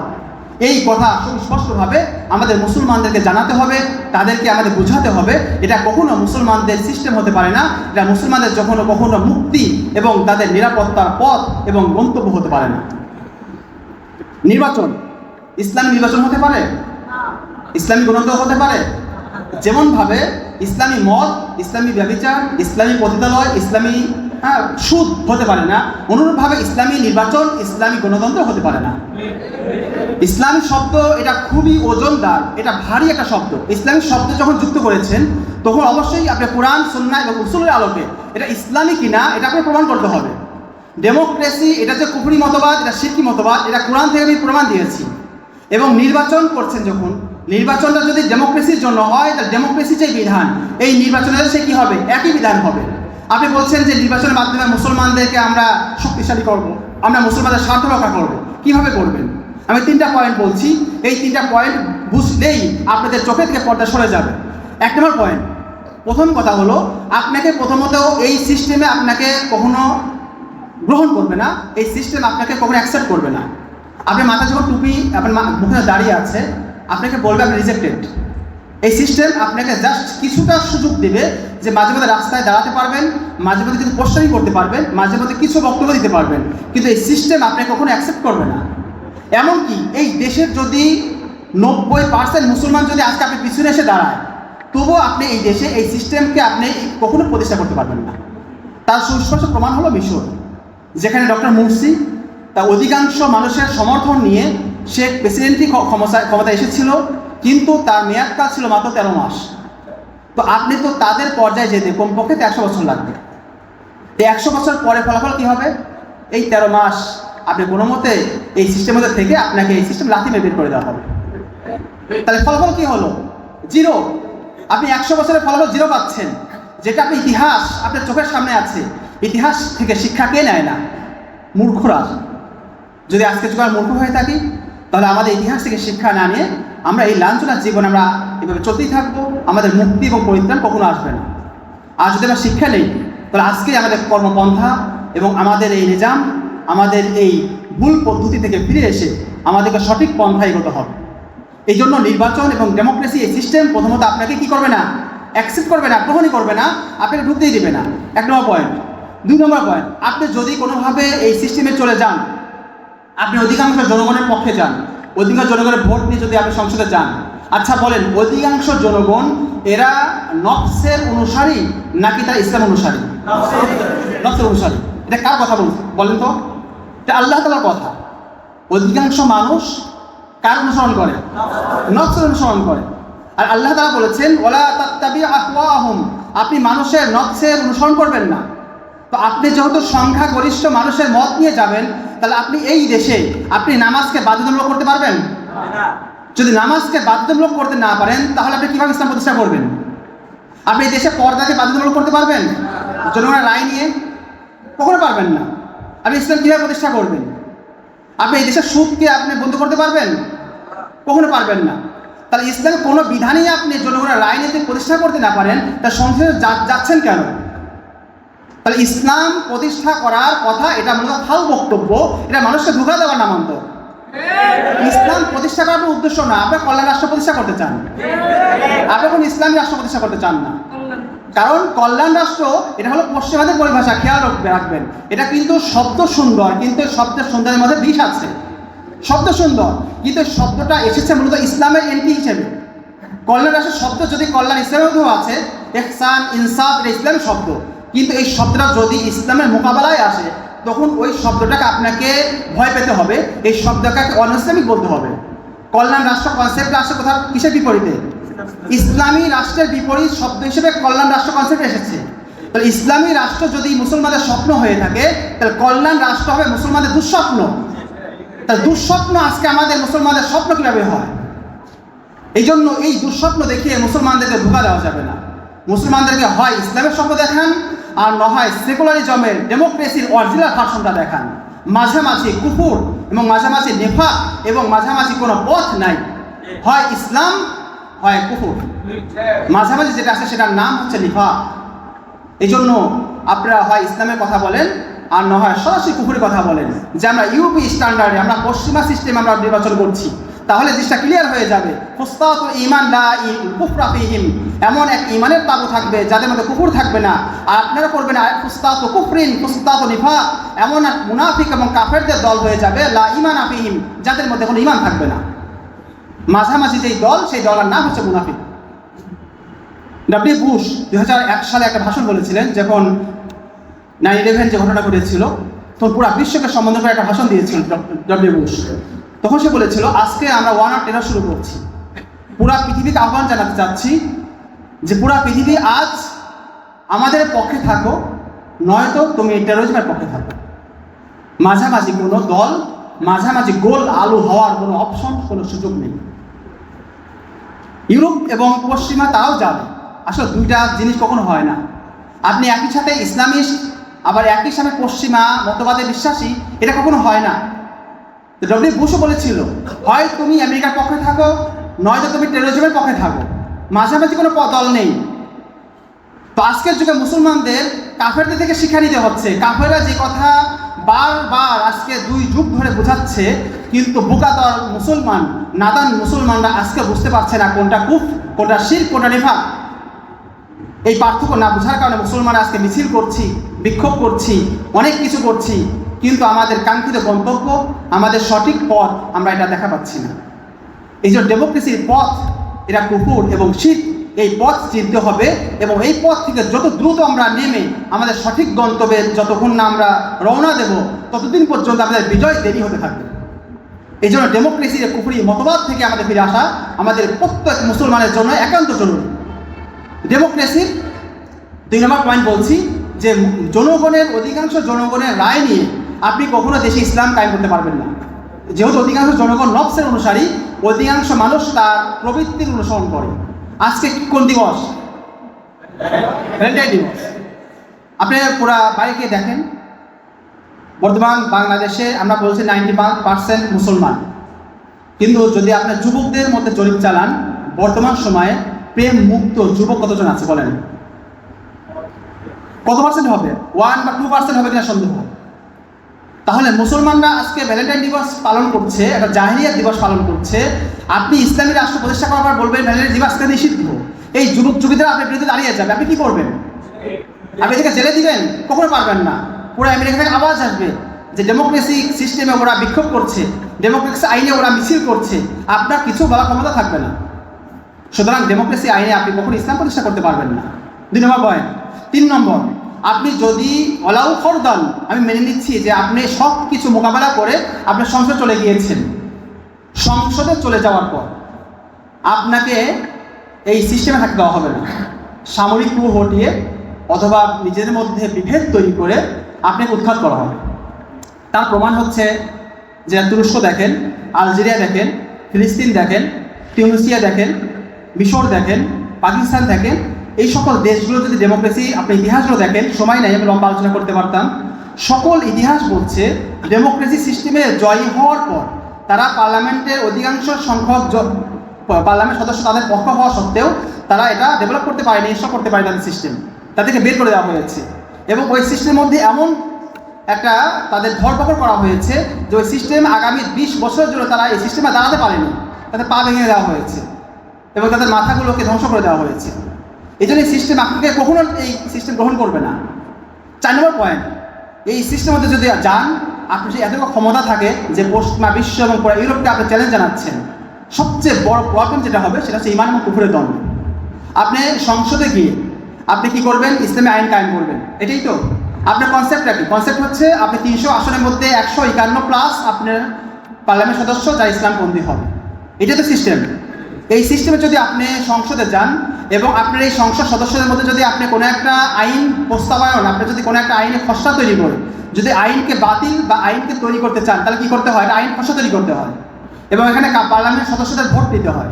তো আপনি যখন বলছেন যে আজকে আমরা আমাদের দেশে সুদ এবং ঘুষ বা আমরা মদ পানকে আজকে থেকে আমরা হারাম ঘোষণা করছি, আমরা সবার থেকে ভোট চাই, আপনি সবাই ভোট দেন। আচ্ছা বলেন, এই সিস্টেম যদি আমরা খসড়া তৈরি করি এবং আমরা যদি পার্লামেন্ট সদস্যের কাছে ভোট চাই, তাহলে এই ভোট চাওয়াটা এটা আমরা মনে করছি খুব সুন্দর সিস্টেম। 151 জন ভোট দিয়ে দিলে, হ্যাঁ আমরা সবাই হা ভোট দিলাম, বাকিরাও পক্ষে দিল বা বিপক্ষে দিল, কেউ সেকুলার, কেউ কাফের, কেউ হিন্দু হতে পারে, কিন্তু আপনার পক্ষে 151 জন প্লাস আছে, অথবা ধরুন আপনি 200 জন মনে করেন, 200 জনের পক্ষে দিল যে আজকে হ্যাঁ আজকে মদ হারাম ঘোষণা দিলাম, আমরা হা ভোট দিলাম, আজকে কি হয়ে গেল? মদ হারাম হয়ে গেল পুরো দেশে, ইসলাম কায়েম হয়ে গিয়েছে। আপনার ভয়ঙ্কর তমায় কুফরি করে ফেলেছেন, এমন এক কুফরি করেছেন যে এই সিস্টেম, যেই কুফরিটা অনেক আলেমে ধরতে পারছেন না। খুব গভীরভাবে খেয়াল করেন, আপনি যখন এই প্রস্তাবটা নিয়ে আসছেন এবং আপনি যখন টেবিলের সামনে কাগজটা নিয়ে আসার পর আপনি যখন প্রস্তাবটা পেশ করছেন, এই পেশ করাটাই হচ্ছে কুফর। অনেক হয়তো খেয়াল করছেন না, এই পেশ করাটাই হলো কুফর। কারণ হচ্ছে এই আইনটা অলরেডি পাশ করা, এই আইনটা অলরেডি আল্লাহর পক্ষ থেকে ফয়সালাকৃত আইনকে নতুন করে পর্যালোচনা করা, এটা হলো আল্লাহ দ্রোহিতা। আল্লাহ দ্রোহিতা সুস্পষ্ট কুফর। যে আইন আল্লাহ তাআলা দিয়ে দিয়েছেন, আল্লাহ তাআলা বলেননি যে জনগণ তোমাদের অধিকাংশ পক্ষে যদি হা ভোট আসে তাহলে মদ হারাম, আর যদি অধিকাংশ হা ভোট না আসে তাহলে মদ হালালই থাকবে, এমন কথা আল্লাহ তাআলা বলেছেন? যেই জিনিস হারাম ঘোষণা হয়ে আছে সেই জিনিস আপনি কেন আবার জিজ্ঞেস করছেন এটা হারাম না হালাল? আপনাকে যদি প্রেসিডেন্ট আদেশ দেয় যে এই কাজটি তোমার জন্য করা জরুরি, আপনি কি করছেন? আপনি দল আপনার নেতা কর্মীদের ডেকে নিয়ে বলছেন যে প্রেসিডেন্টের পক্ষ থেকে আদেশ আসছে, তোমরা আমাকে পরামর্শ দাও এই কাজটি করবো কিনা। প্রেসিডেন্ট আপনাদেরকে রাখবে? আহকামুল হাকিমিন, সকল জাহানের মালিক রব্বুল আলামিন, তিনি যখন আপনাকে আদেশ দিচ্ছেন, সেই আদেশটি আপনার জন্য কেন যথেষ্ট হলো না? এটা যে কুফর কেন? আপনি কোরআন আয়াত দেখেন, আল্লাহ তাআলা স্পষ্ট আয়াতে বলেছেন যে ওয়ামা কানা লিল মুমিনি ওয়ালা মুমিনাতিন ইযা কাদাল্লাহু ওয়া রাসূলুহু আমরান আইয়াকুনা লাহুমুল খিয়ারাতু মিন আমরিহিম। আল্লাহ এবং তার রাসূল যখন কোনো ফয়সালা করেন, তখন কোনো মুমিন পুরুষ এবং কোনো মুমিন নারীর সেখানে কোনো খিয়ার, কোনো সুযোগ এবং এখতিয়ার থাকে না। কিন্তু আপনি যে এখতিয়ার চাচ্ছেন, আপনি যে অপশন দিচ্ছেন হা এবং না, এই হা এবং না এই অপশনটাকে বন্ধ করেছেন আল্লাহ তাআলা, আর আপনি এই অপশনটা চালিয়ে রাখছেন। আপনি বলছেন আপনি ইসলাম প্রতিষ্ঠা করছেন, আপনি মূলত ইসলাম প্রতিষ্ঠা করছেন না, আপনি মূলত মানুষের মত প্রতিষ্ঠা করছেন। আর মানুষের মত প্রতিষ্ঠা করা এটা হচ্ছে কুফরি, এটা ইসলাম প্রতিষ্ঠা বলে না। আল্লাহ তাআলা বলেছেন ওয়ালা তাত্তাবি আহওয়াহুম, আপনি তাদের অধিকাংশ মানুষের মত অনুসরণ করবেন না, আর আপনি বলছেন এটাই নাকি ইসলাম। তাহলে অধিকাংশ মানুষের মত যদি ইসলাম হয়, তাহলে আল্লাহ তাআলা রাসূলকে কেন বললেন যে আপনি অধিকাংশ মানুষের মত অনুসরণ করবেন না? তাহলে অধিকাংশ মানুষের মত অনুসরণে কি হবে? ওয়া ইন তুতি আকসারা মান ফিল আরদ ইউদিল্লুকা আন সাবিলিল্লাহ, আপনি যদি পৃথিবীর অধিকাংশ মানুষের মত অনুসরণ করেন তাহলে তারা আপনাকে সত্য পথ থেকে, আল্লাহর পথ থেকে তারা বিচ্যুত করে ফেলবে। এই আয়াতটি ঘটেছে যারাই ডেমোক্রেসির মধ্যে ইসলাম প্রতিষ্ঠা করার জন্য গিয়েছে, ইসলাম প্রতিষ্ঠা করতে পারেনি, বরং তারা ডেমোক্রেসি প্রতিষ্ঠা করে ইসলাম থেকে বের হয়ে গিয়েছে। এই জন্য ডেমোক্রেসির মাধ্যমে ইসলাম প্রতিষ্ঠা হয় না, ডেমোক্রেসির মাধ্যমে গণতন্ত্র প্রতিষ্ঠা হয় এবং ইসলাম থেকে বের হয়ে যাওয়ার পথ তৈরি হয়। এই জন্য ডেমোক্রেসির মাধ্যমে ইসলাম প্রতিষ্ঠা করতে চান না, এটা ইসলামী কখনো পদ্ধতি হতে পারে না। এই জন্য আপনি যে হ্যাঁ ভোট এবং না ভোটের মাধ্যমে আপনি খুব আনন্দে আছেন যে আজকে আমরা অধিকাংশ মানুষের মত নিয়ে আমরা ইসলাম কায়েম করে ফেলেছি, প্রকৃত অর্থে আপনি ইসলাম প্রতিষ্ঠা না করে অধিকাংশ মানুষের মত প্রতিষ্ঠা করেছেন। এবং এটার মেয়াদ কয় বছর? 5 বছর। 5 বছর পরে আপনারা আগামীতে নির্বাচনে জয় হবেন না নিশ্চয়তা আছে? যদি আগামী মেয়াদে যদি আপনারা জয়ী না হন, সেকুলার দল জয়ী হলো এবং তার নতুন করে এসে এই আইনকে তারা আবার তাদের পক্ষের ভোট নিয়ে এই আইনকে পায়ের নিচে ফেলে দিল, আল্লাহর আইন কি ফুটবল মনে হয় আপনার কাছে? এক মেয়াদে আপনার কাছে লাথি মারবেন, আর এক মেয়াদে আরেকটা হাতে ধরবে। কিন্তু মুসলমানরা এই ফুটবল বানিয়ে নেওয়াটাকেই আমরা আমাদের গৌরব বানাচ্ছি, ইসলাম বিজয় মনে করছি। এটা খুব সেন্সিটিভ একটা ইস্যু, মাথা থেকে খেয়াল করবেন। ইসলাম এটাকে প্রতিষ্ঠা হবে। ইসলাম হলো যেটা একেবারে কিয়ামত পর্যন্ত, আপনার মৃত্যু পর্যন্ত, যতদিন এই পৃথিবী আছে, যতদিন চাঁদ এবং সূর্য আছে, যতদিন আসমান জমিন আছে, ততদিন পর্যন্ত এই আইন কার্যকর বলবৎ থাকবে। আপনি কোনো মেয়াদ নেই এটা, কিন্তু আপনি এটা মেয়াদই বানিয়ে ফেলেছেন এবং এটাকে ফুটবলের মতো একবার এই কোর্টে লাথি মারছে এক দল, আর 5 বছর মেয়াদ পার হলে এই কোর্টে বলটি অন্য কোর্টে যাওয়ার কারণে তারপর লাথি মেরে এই কোর্টে পাঠিয়ে দিচ্ছি। আল্লাহর আইন এত সস্তা এবং খেলনার বস্তু নয়। আল্লাহর আইনকে মাথা করে রাখতে হবে। এটা সকল পর্যালোচনা, সকল প্রস্তাবনা এবং সকল আইনের ঊর্ধ্বে। এই আইনের মধ্যে কোনো মত, কোনো সংশোধন, কোনো ধরনের সংযোজন, কোনো বিয়োজন, কোনো অপশন নেই। এইভাবে যদি বিশ্বাস করেন, এইভাবে যদি আইন প্রতিষ্ঠা করতে পারেন, তাহলে এটা ইসলাম হবে। এখন ওনারা এই কথা বলতে পারে, আমার পয়েন্ট যে হ্যাঁ, আমরা গিয়ে এই কথা বলবো যে আজকে থেকে কোরআন এবং সুন্নাহর আইন হচ্ছে কার্যকর, এটার সাথে কোনো সাংঘর্ষিক সকল আইন বাতিল। আপনি এটা বলতে পারেন যে আমরা এই আইনগুলোর মধ্যে হাত দেবো না। যদি এই কথা বলেন, তাহলে ডেমোক্রেসি আইনে আপনার এই কথা, এই সংবিধান কি এই সিস্টেম গ্রহণ করবে? আপনি এটা তো কথা সংবিধান বিরোধী হয়ে যাবে। তো সংবিধান বিরোধী কি করবেন? জোর খাটাবেন, শক্তি প্রয়োগ করবেন। তো শক্তি প্রয়োগ করার নামই তো বিপ্লব। আপনি যেই বিপ্লবের শেষে যাচ্ছেন, সেটা শুরুতে কেন যাচ্ছেন না? আপনি কেন কুফরির দরজা দিয়ে প্রবেশ করে কুফরির কাদা গায়ে মেখে তারপর শেষে সে বিপ্লবের পথে যাবেন?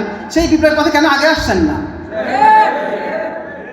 হয় আপনাকে বিপ্লবের পথে যেতে হবে, নয়তো আপনাকে কুফরি সিস্টেমের মধ্যে থেকে আপনি কুফরির কাদা, কুফরির ময়লা গায়ে মেখেই জীবনযাপন করতে হবে।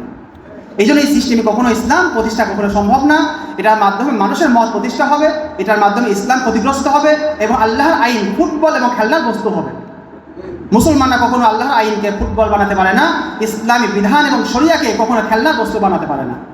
এই জন্য আমাদেরকে আল্লাহর আইন এবং আল্লাহর এই সিস্টেম, এই শরিয়াকে প্রতিষ্ঠা করতে হলে আমাদেরকে ওই পথেই যেতে হবে, যেই পথ অবলম্বন করেছিলেন নবী করিম সাল্লাল্লাহু আলাইহি ওয়াসাল্লাম এবং তার পরবর্তী যুগে সাহাবায়ে কেরাম রাদিয়াল্লাহু আনহুম আজমাইন।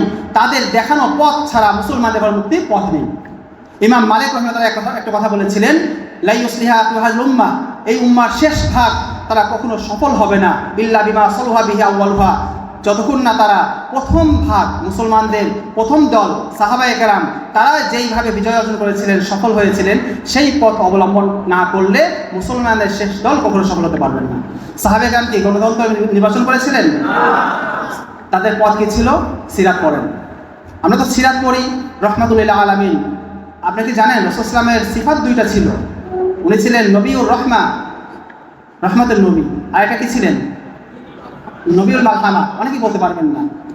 মালহামা রাসূল সাল্লাল্লাহু আলাইহি ওয়াসাল্লামের জীবনের সবচেয়ে গুরুত্বপূর্ণ পয়েন্ট হলো সাল্লাম জিহাদ করেছেন প্রায় 29টি, 27টি যুদ্ধে সরাসরি তিনি শহীদ হয়েছেন এবং এছাড়াও সারিয়া, যেটা তিনি অংশগ্রহণ করে পাঠিয়েছেন, এর সংখ্যা আরও অনেক বেশি। তো যার জীবনের কোনো অংশ বিশ্রাম ছিল না, যার জীবনে কোনো অংশ রক্ত মাখা কাপড় থেকে তিনি খুব কম থাকতে পেরেছেন, সেই নবীকে আমরা নবীর রহমা বলছি। নবীউল মালহামা, যুদ্ধের নবী আমরা বলতে সাহস পাই না, কারণ ওই কথা বললে আমাদের এই বিলাসী ডেমোক্রেসি সিস্টেম, এই আমাদের সুন্দর আয়োজন, এই সুন্দর এসি, এই সুন্দর বিক্ষোভ, এই সুন্দর মিছিল, এগুলো থাকবে না। আমাদের ওই রক্তমাখা জীবন, আমাদের ওই বিপ্লবী জীবন, আমাদের সেই সুন্নাহ সম্মত যে জীবন, এই জীবন আমরা ভয় পাই। এই জন্য আমরা নবীকে শুধু নবীউর রহমা বলছি, রহমতের নবী, দয়ার নবী। কিন্তু নবীউল মালহামা, তিনি যে কঠোর, তিনি যুদ্ধের নবী ছিলেন। তিনি এক হাতে রহমত রেখেছেন কাদের জন্য? মুমিনদের জন্য, আর এক হাতে রেখেছেন কঠোরতা কাদের জন্য? কাফেরদের জন্য। রুহামা উবাইনাহুম আশিদ্দাউ আলাল কুফফার, তারা ছিলেন কাফেরদের প্রতি কঠোর। রুহামা উবাইনাহুম, মুমিনদের জন্য পরস্পর তারা ছিলেন রহমদিল। কিন্তু আজকের যুগে আমরা হয়েছি কাফেরদের জন্য রহমদিল আর মুসলমানদের জন্য হয়েছি কঠোর। সিফাত পাল্টে গিয়েছে, আল ওয়ালা ওয়াল বারার আকীদা পাল্টে গেছে। আজকে বন্ধুত্ব রাখছি মুশরিকদের সঙ্গে আর শত্রুতা রাখছি মুসলমানদের সঙ্গে। মুসলমানদের মধ্যে আজকে কতগুলো দল বলতে পারবেন? কত হাজার দল আছে। এক দল আর এক দল আদর্শ মানে না, এক দল আর এক দলকে দেখতে পারে না, এক দল আর এক দল শত্রুতা করে। এই জন্য এই দলাদলির দ্বারা কখনো মুসলমানদের বিজয় আসবে না। মুসলমানদের বিজয় আসবে যদি আমরা মুসলমান এক হই, আল ওয়ালা ওয়াল বারার আকীদা ঠিক করি এবং এই সকল জাহেলিয়াত থেকে যদি বেঁচে থাকতে পারি। এরপর জাহিলিয়াত আরও আছে, যেমন জাতীয়তাবাদের জাহিলিয়াত। যে জাতীয়তাবাদের মূল স্লোগান হলো আমি প্রথমে বাঙালি এরপর মুসলিম। এটা কি জানেন এটা কোনো সাধারণ বাক্য না, এটা হলো কুফরি বাক্য। এটা কুফরি বাক্য। রাসূল বলেছেন লাইসা মিন্না মান দাআ ইলা আসাবিয়া, যে ব্যক্তি জাতীয়তাবাদ, আসাবিয়া অর্থ হচ্ছে দলান্ধতা, যেখানে কোনো হক বাতিলের দিকে না তাকিয়ে নিজের দল, নিজের জাতি, নিজের গোষ্ঠী যা করেছে যা বলেছে সেটাই সত্য, এরকম বিশ্বাস রাখার নাম হলো আসাবিয়া। তো জাতীয়তাবাদ এটাও মূলত আসাবিয়া। কেন জাতীয়তাবাদ বলা হয়? যেখানে নিজের জাতিকে সকল কিছুর ঊর্ধ্বে রাখা হয়। ধর্মীয় পরিচয়, সামাজিক পরিচয়, রাজনৈতিক পরিচয়, মানবিক পরিচয়, গোষ্ঠীগত পরিচয়, সকল পরিচয়ের প্রথমে সবার আগে থাকে হলো জাতীয় পরিচয়। আর জাতীয় পরিচয় সবার আগে থাকার অর্থ হলো যে কোনো মতবাদ এই জাতীয় পরিচয়ের সঙ্গে সাংঘর্ষিক হবে, সেই মতবাদ ওটাই বাতিল হবে। এই জন্যই আপনারা দেখবেন অনেক বাঙালি নিজেদেরকে সুশীল প্রমাণ করার জন্য বলে যে আমি প্রথমে বাঙালি এরপর মুসলিম। মূলত তুমি বাঙালি যদি প্রথমে হও তাহলে তুমি তো মুসলিমই নয়, তুমি মুসলিম নও। প্রথম বাঙালি পরে মুসলিম, মুসলিম পর সেকেন্ডারি অপশন না, এটা ফার্স্ট অপশন, প্রথম অপশন। আপনাকে প্রথম পরিচয় হতে হবে কি? মুসলিম। আপনি যদি প্রথমে বাঙালি নিজেকে পরিচয় দিতে স্বাচ্ছন্দ্য বোধ করেন তাহলে ইসলামের প্রতি আপনার অ্যালার্জি আছে। আপনি মুসলমান পরিচয় নিয়ে আপনার প্রতি এর প্রতি কারাহাত, এর ব্যাপারে অপছন্দ, এই ব্যাপারে আপনার কোনো ধরনের অবজ্ঞা আছে। আর ইসলাম এবং মুসলমানিত্বের প্রতি কোনো ধরনের অবজ্ঞা থাকে, কোনো ধরনের অপছন্দ থাকে, তাহলে তার ঈমান থাকতে পারে? এই জন্য আপনি কখনই কথা বলবেন না যে আমি প্রথমে বাঙালি এরপর মুসলিম। এটা বলা কখনো মুসলমানদের জায়েজ নয়। অবশ্যই যদি আপনি বাঙালিতে এই অর্থে বলে থাকেন যে আমি একটা দেশে জন্মগ্রহণ করেছি, এই পরিচয় অবশ্যই আমার ইসলামের পরে। আপনি প্রথমে এ টু জেড প্রথম পরিচয় হলো আমি কি? মুসলিম। ইন্নী আনা মিনাল মুসলিমিন, নিঃসন্দেহে আমি একজন মুসলমান, এই পরিচয় হবে আমাদের প্রথম পরিচয়। এটা হলো জাতীয়তাবাদের কুফর এবং জাতীয়তাবাদের জাহিলিয়াতের কারণে মুসলমানরা আজকে মুসলমানিত্বর পরিচয় ভুলে গিয়ে নিজেদেরকে আমরা দেশীয় পরিচয় দিতে অভ্যস্ত হয়ে গিয়েছি, যার কারণে রোহিঙ্গারা আজকে আমাদের কাছে বিদেশি। রোহিঙ্গাদের জন্য আমাদের কোনো দরদ কাজ করে? ওরা যে অসহায় অবস্থা আছে, আমাদের দরদ কাজ করে না। আমরা মাঝে মধ্যে ভিখারি মনে করি, যে ওদেরকে আমরা দান দেই, মাঝে মধ্যে কিছু অর্থ দেই, এটার কারণে ওদেরকে আমরা মনে করি আমরা ইহসান করছি। এটা ভুল। এটা জাতীয়তাবাদের এই জাহিলিয়াতের ফলাফল। এই জাতীয়তাবাদের কুফর এবং জাহিলিয়াতের কারণে মুসলমানদেরকে 57টি ভাগে বিভক্ত করে দেওয়া হয়েছে। কাঁটাতারের বেড়া দিয়ে মুসলমানদের যেখানে দিল ছিল কাজাসাদিন ওয়াহিদিন, একটা শরীরের মতো, সেই শরীরকে ভাগ করা হয়েছে 57টি ভাগ। এই জন্য মুসলমানদের আজকে F-35 বিমান থাকা সত্ত্বেও, S-400 ক্যামেরা ব্যবস্থা থাকা সত্ত্বেও মুসলমানরা আজকে কোনো কাফেরের সামনে মাথা উঁচু করে কথা বলা সাহস পাচ্ছে না। এই জন্য মুসলমানদের এই সকল জাহিলিয়াত থেকে যদি আমরা নিজেদেরকে মুক্ত ঘোষণা না করি, মুসলমানরা এই সকল জাহিলিয়াতকে যদি আমরা নিজেদের জীবন থেকে পরিত্যক্ত ঘোষণা না করি, আমাদের এই জাহিলিয়াতগুলো থেকে যদি আমরা পুরোপুরি বিরত থেকে এগুলো থেকে আমরা যদি সরে না আসি, ইসলামের সঠিক যেই পথ, ইসলামের সঠিক যে মানহাজ, এইদিকে ফিরে না আসি, তাহলে আজকে আমাদের যুগে বিজয়ের কোনো সুযোগ এবং কোনো পথ নেই। ওমর রাদিয়াল্লাহু তাআলা একটি কথা বলে শেষ করছি। ওমর ইবনে খাত্তাব রাদিয়াল্লাহু তাআলা বলেছিলেন যে ইন্না কুন্না আযাল্লা কওমিন, নিঃসন্দেহে আমরা ছিলাম এক অপদস্থ জাতি। ফাআযযানাল্লাহু বিল ইসলাম, আল্লাহ তাআলা আমাদেরকে ইসলাম দ্বারা আমাদেরকে ইজ্জত দান করেছেন, সম্মান দান করেছেন। ফামাহমা নাতলুবুল ইজ্জাতা বিগাইরি মা আযযানাল্লাহ, সুতরাং আমরা যখনই আল্লাহ আমাদেরকে যেই ইসলামের কারণে ইজ্জত দান করেছেন, সেই ইসলাম ছাড়া, সেই ইসলাম ভিন্ন অন্য কোনো মতাদর্শের দ্বারা আমরা সম্মান তালাশ করব, আযাল্লানাল্লাহু বি, আল্লাহ তাআলা ওই মতাদর্শের কারণে আমাদেরকে আবারও পূর্বের ন্যায় লাঞ্ছিত অপদস্থ করবেন। আজকের যুগে আমরা জাহিলিয়াতের মধ্যে ডুবে গিয়েছি। সাহাবায়ে কেরাম যেরকম ইসলাম আসার পূর্বে জাহিলিয়াতের মধ্যে থাকার কারণে তারা লাঞ্ছিত বঞ্চিত ছিলেন, ওই যুগে তাদের কোনো সম্মান ছিল না।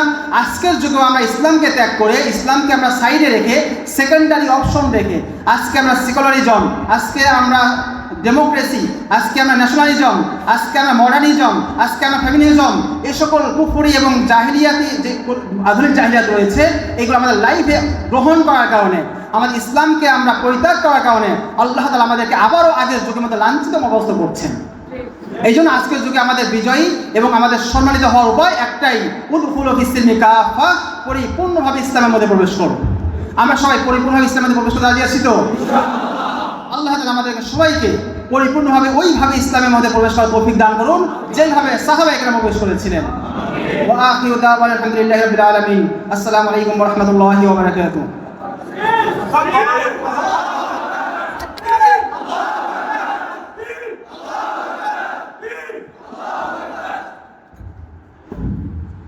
প্রিয় উপস্থিতি, শুকরিয়া জ্ঞাপন করছি মোহতারাম মুফতি তারিকুজ্জামান হাফিজাহুল্লাহ।